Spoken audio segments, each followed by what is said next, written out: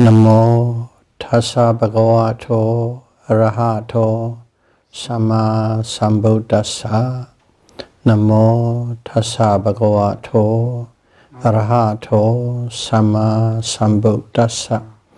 Namo tassa bhagavato arahato samma sambuddhassa.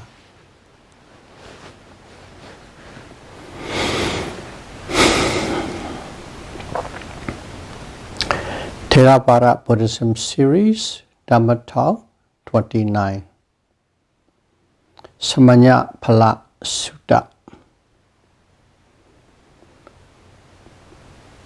discourses on the benefits of being a monk.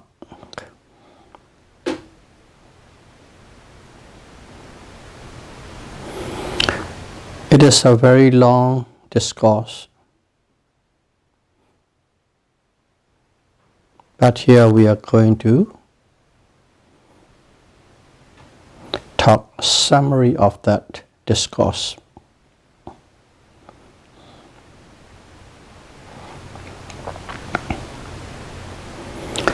Samannaphala Sutta was delivered by the Buddha around 2,600 years ago on the full moon day of November at Jivaka Mango Grove Garden near the city of Rajagaha,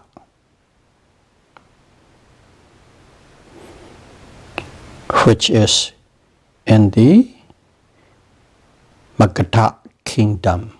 The country is Magadha.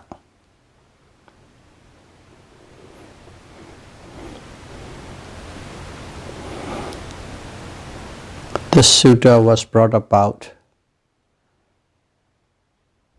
by the question posed by the king Ajata Sutta of that kingdom.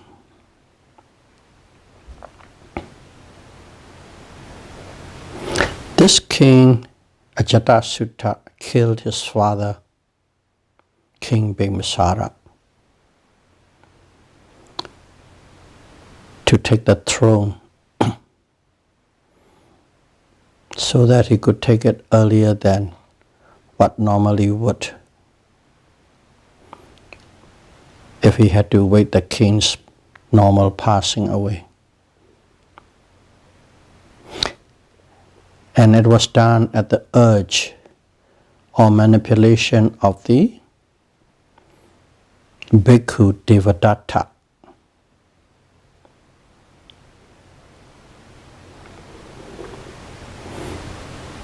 Times went on, and after this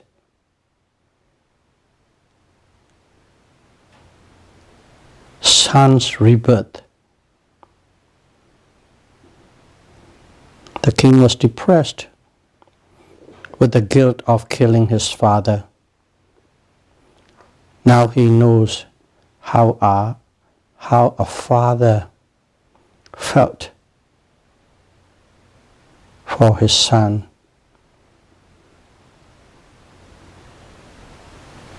He can imagine how his own father would feel for him. And he got depressed.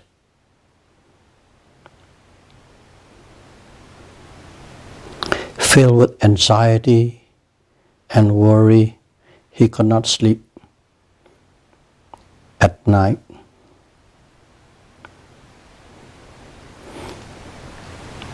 Because of that, he posed a question to the 6 religious leaders of that time.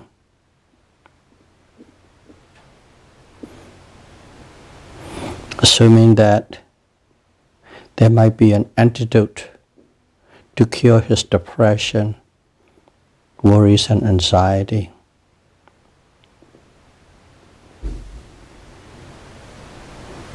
And the question posed was like this: what are the benefits in this life of being a monk,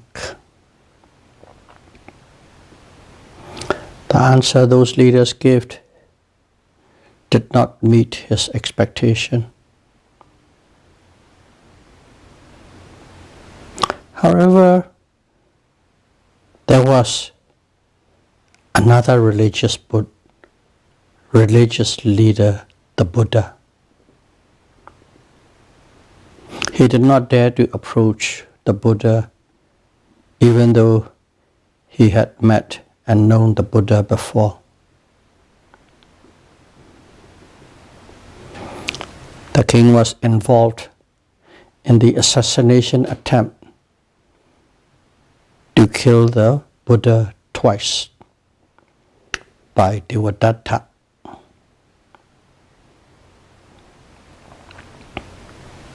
And also he killed his own father, who's a devotee and a prominent supporter of the Buddha and his monks.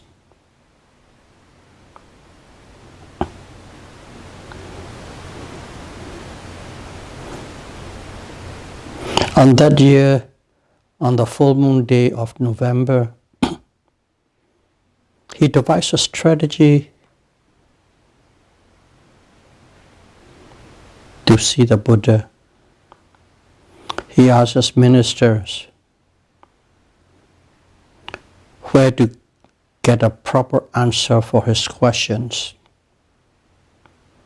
His ministers and advisors suggested the name of the religious leaders they follow. But he did not respond to their advice, as he had seen them already without getting any good answer.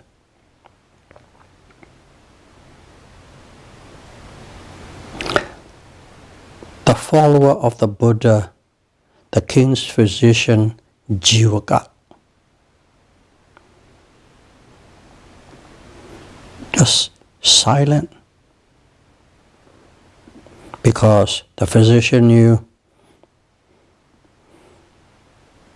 the king had supported Devadatta in assassination attempts to the Buddha.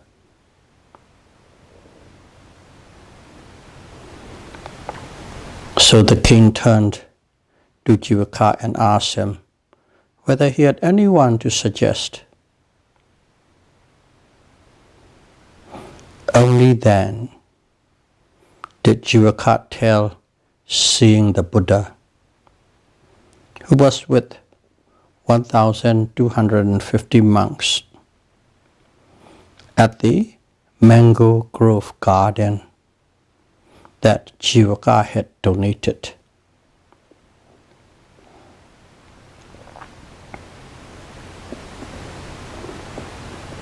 And this Jivaka garden was not too far from the capital city of Rajagaha.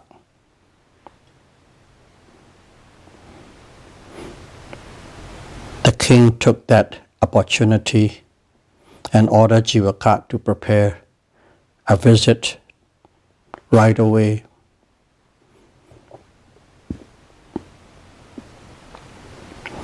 To the Buddha at the same night. When they approached the garden, he found it was too quiet. It doesn't sound like over 1,000 monks were residing there. The king became suspicious and a little scared and questioned Jivaka that he planned to kill him. The physician said, "No, my lord," and then took the king to the Buddha, who was sitting in front of a group of monks.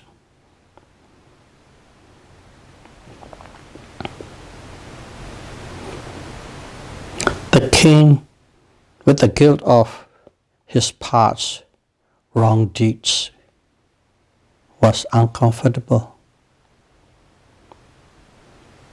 He thought that it would be great if his sons were quiet like the monks. The Buddha was aware of his mental plight.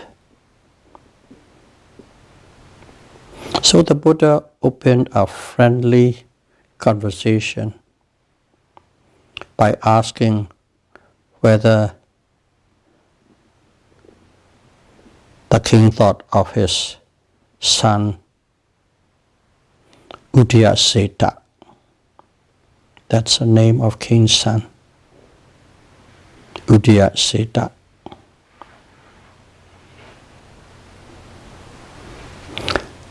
The king was quite relieved and paid proper respect and asked permission to ask a question.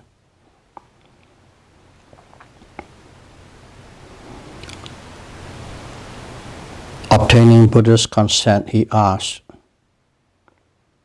hermits and monks who are practicing for the betterment of their next life, do they have any benefits in this life?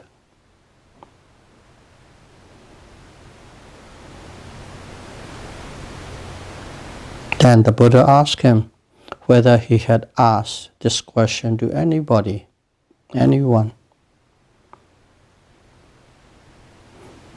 The king replied that he had asked to 6 other religious leaders and give the accounts of their answers.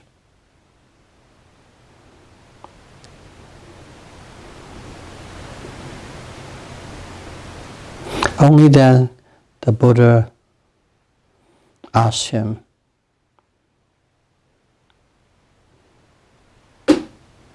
by posing a scenario, if one of his slaves decided to become a monk and lived and practiced accordingly to the disciplines and rules, would he tell him to come back to do his chores at the palace? The king replied, no, my lord. Instead, I would even support him with all his needs as a monk.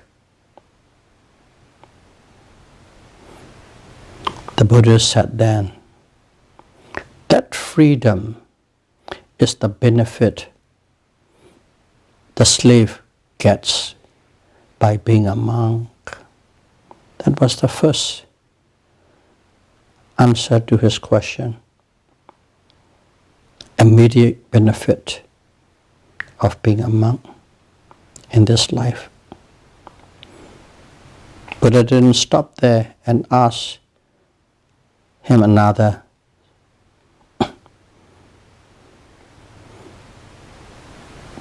Posing another scenario. A farmer who pays taxes every year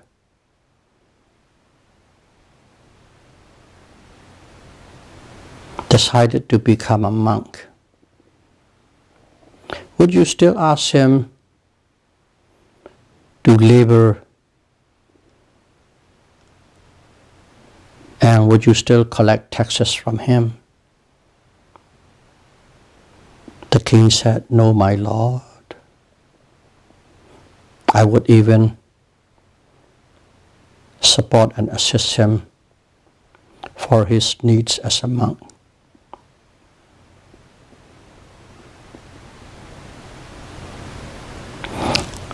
The Buddha said, that freedom to work for money and pay taxes, freedom to to work for money and pay taxes as a lay person.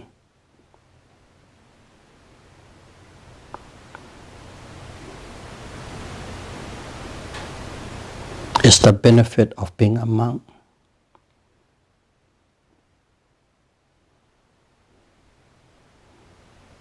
During the Buddha's reign, many people who met and listened to the Buddha's Dharma developed great saddha, faith and confidence, and they became monks. And these monks with 3 types of sila, precepts. The first one is the lesser sila or lesser precept, such as 5 precepts or 8 precepts. The second one is the medium level, Mijjhima sila.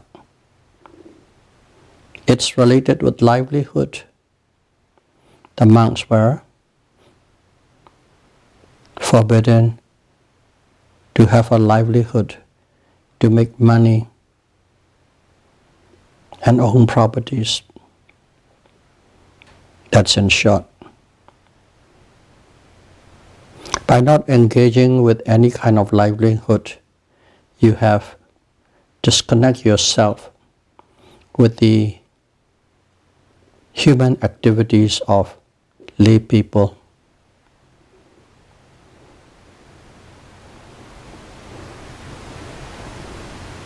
Cut off all the social activities. And those 3 are called Patimokkha Samvara in Pali, for those who are familiar with Pali. Patimokkha Samvara.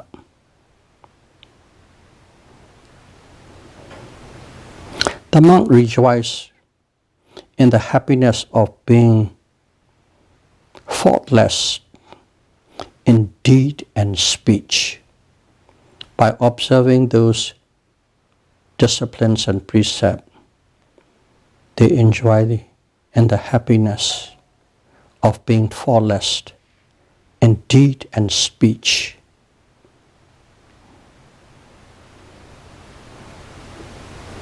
Anajiva Sukha in Pali. And to keep this sila firm and strong, they practice 6 sense control that keeps faults away from the objects at the sense door.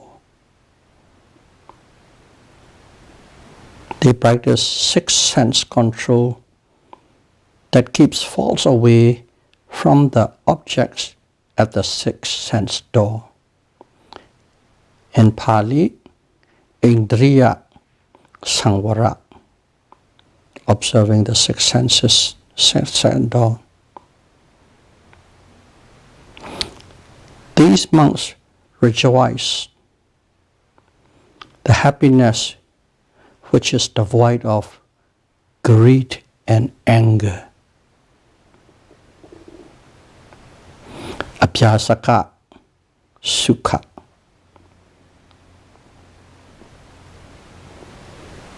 Next,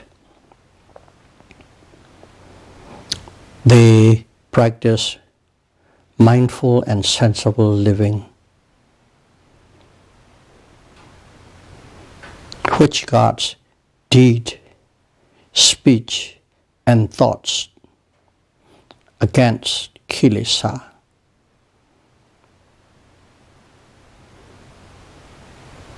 Mindful and sensible living. In Pali, Sati Sampajanya. This practice transforms one's thought patterns. Change. Once your thought change, your deed change, your speech change. The monks rejoice in the happiness of the faultlessness deed, speech, and thought. This one is go farther into thought level. The first one is only deed and speech.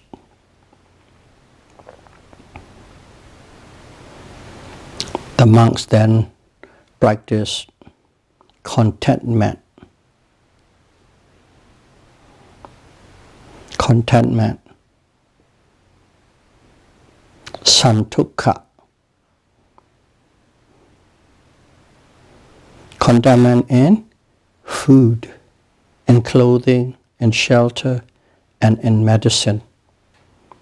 Nothing extravagant, just average, just enough to sustain the body.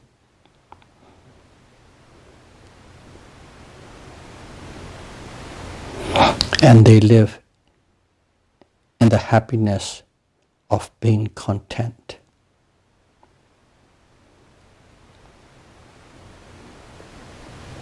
So there are four. First of all is Sila, Patimokkha Samvara. The second one is sense control, Indriya Samvara. The third one is Sati Sampajanya, mindful and sensible living. And the fourth is contentment, Santukha.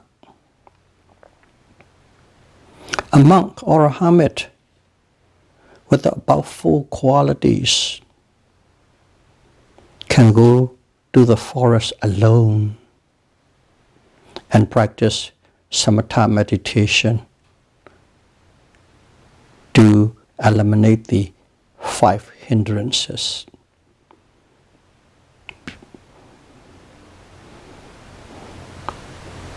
Nivarana, Panchat Nivarana. You remember these 5 hindrances? From day one we start practicing, we talk about it. So I'll present these 5 hindrances with example. Kama Chanda, sense desire is like having a debt to pay back. Vyavara, ill will, is like ill health. Tinamita is like a prison closed from everything, every progress, every knowledge. Uddhacca, Gogacha, restlessness and remorse is like a slave. A slave has only time to work for the master, but no time for himself or herself. And Vicikicca, doubt, is like a dangerous journey. Those are the burden you carry if you have 5 hindrances. Debt to pay, full of disease and ill health, being like in prison, like a slave, and on a dangerous journey.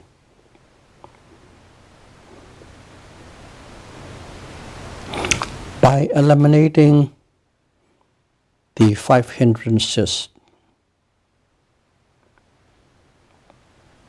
by eliminating the 5 hindrances with the power of jhana, concentration, you eliminate these burdens. And when eliminating with the jhana, it goes step by step. At the first jhana, if one attained first jhana, happiness of freedom from the 5 hindrances. You get the happiness of freedom from 5 hindrances.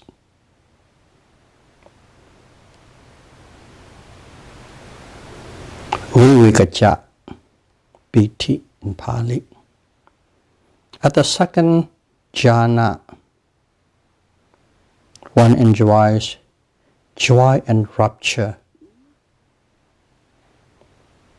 Samadhaja, piti sukha. These joy and raptures are produced by second jhanic concentration. The third jhana brings the happiness of bliss due to the absence of piti, rapture. Bliss without rapture. Rapture is very coarse, relatively speaking to bliss. Bliss is very subtle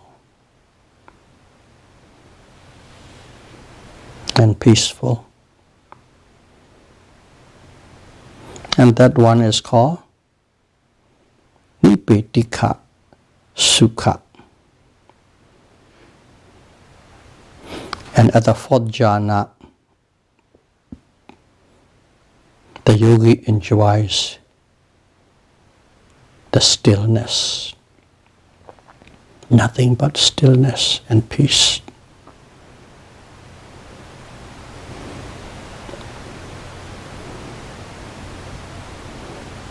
When you eliminate the 5 hindrances, these are the happiness one enjoys, step by step. Next, the man practices vipassana, insight meditation. Vipassana gives a monk the understanding of the true nature of body and mind. That the body is simply the combination of 4 great elements which are breaking down all the time. And nama consciousness is the awareness that depends on the body. The key thing is awareness that depends on the body. That one understands with vipassana.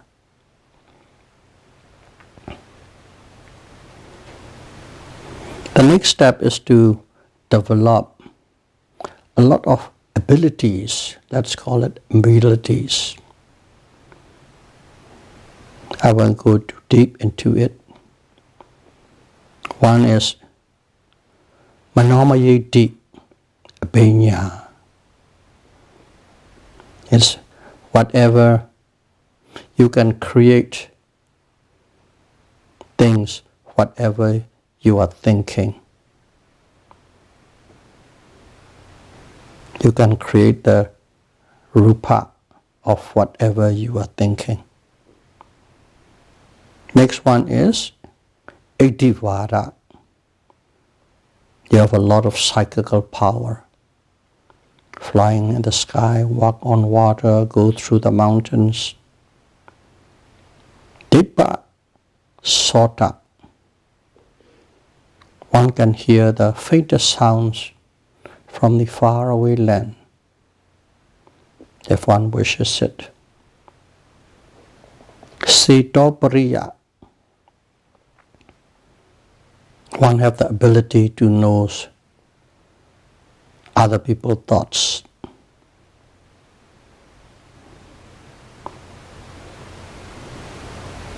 Nivesa. One can recall many past lives, know the past lives. And Debachaku Abhinya. You see, one can see even the tiniest, smallest material in a far distances. So these are the, I call it abilities, supernormal abilities. One can develop and have these things.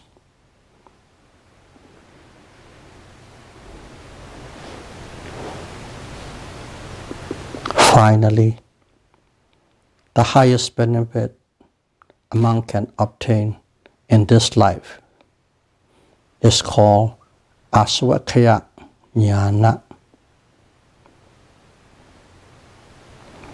realization of the Full Noble Truth, or you can call Arahata Magga. This Arahata Magga uproot all kilesa and eliminates all form of suffering.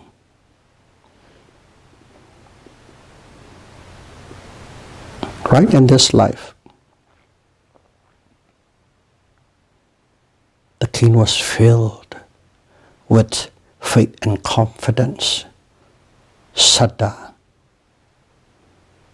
and asked the Buddha to recognize him as a devotee and a significant supporter of the triple gems, Buddha, Dhamma, and Sangha. He confessed the murder of his father with great remorse and asked for forgiveness. The Buddha said, past wrong actions could not be changed.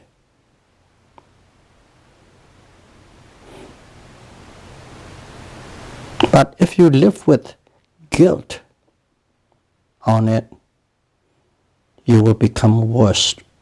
You will create more bad karma. The first step to forgiveness is sincerely admitting one's fault, one's wrong action. Then develop means to overcome it.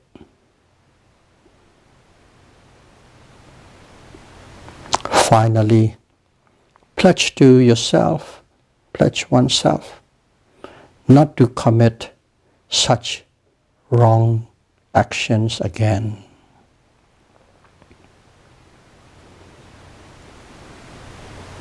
These 3 steps will open up the path of progress and can be free of consequence of the wrong actions to a certain degree and gain happiness.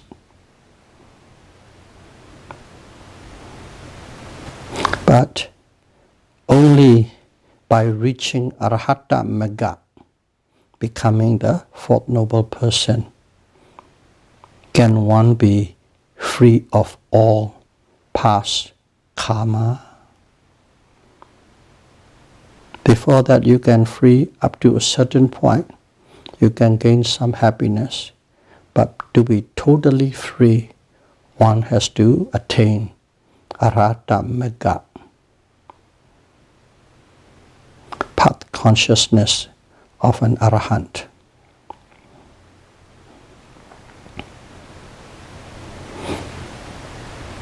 After that discourses, the king happily went back to his palace.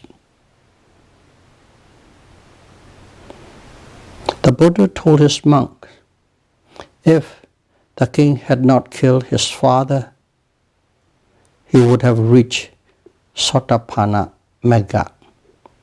He would have become the first stream winner after listening to the benefits of a monk or hermit in this very life. In Pali, there's a title, Samannaphala Sutta. But now, as he had killed his father, he had lost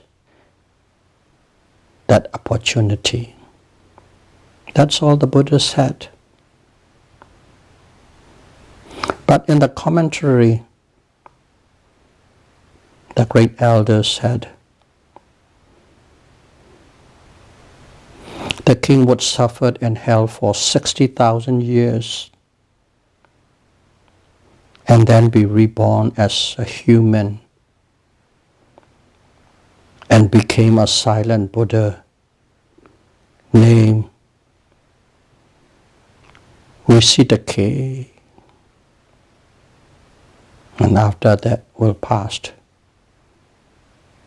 away to Nibbana.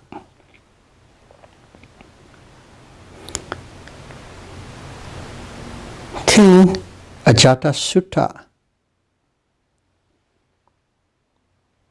sponsored the first Buddhist council 3 months after the passing away of the Buddha.